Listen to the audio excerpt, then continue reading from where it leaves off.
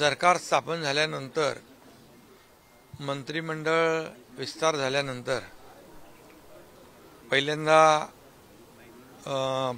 दिल्लीमध्ये मी आदरणीय प्रधानमंत्री मोदी साहेबांची भेट घेतली, सदिच्छा भेट, आणि केंद्रीय गृहमंत्री अमित शाह साहेब आहेत, JP नड्डाजी आणि आणखी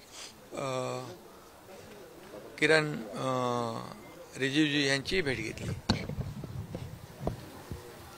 खरं म्हणजे ही भेट कुठली राजकीय नव्हती, सदिच्छा भेट होती। कारण अतिशय मी आपल्याला अगोदरही म्हणालो होतो की 2.5 वर्षाच्या महायुतीच्या सरकारने केलेल्या कामाची पोचपावती महाराष्ट्रातली जनता देईल आणि तशी पोचपावती महाराष्ट्रातल्या जनतेने दिली। एक दैदिप्यमान असा विजय महाराष्ट्रातल्या जनतेने आम्हाला दिला आणि महायुतीचं सर्वसामान्यांच्या मनातलं सरकार आम्ही पुन्हा एकदा स्थापन केलं। 2.5 वर्षामध्ये आम्ही रखडलेले प्रकल्प आणि कल्याणकारी योजना, लोकाभिमुख सरकार काय असतं हे दाखवलं आणि त्या कामाला लोकांनी मान्यता दिली।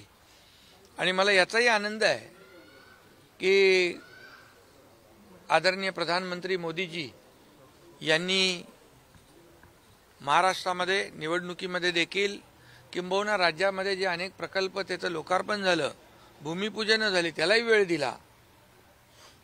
आणि एकंदरीत हे डबल इंजिन सरकार ज्या पद्धतीने काम करत होतं, अनेक योजनांमध्ये केंद्राचा सहकार्य केंद्राचं होतं, सहयोग होता आणि त्यामुळे आम्ही 2.5 वर्षात खूप काम करू शकलो। मला याचं समाधान आहे की 2.5 वर्षात कमी कालावधीमध्ये खूप मोठ्या कालावधीचं काम या ठिकाणी केलं आणि त्याची पोचपावती आम्हाला मिळाली। आणि म्हणून सदिच्छा भेट आदरणीय मोदी साहेबांची घेतली। मोदी साहेबांनी देखील सांगितलं महाराष्ट्राच्या विकासामध्ये कुठेही काही कमी पडणार नाही। केंद्र सरकार आणि आम्ही सर्वजण गेल्या 2.5 वर्षात जसं तुमच्या पाठीशी उभे होतो तसे यापुढे देखील आम्ही पाठीशी आहोत।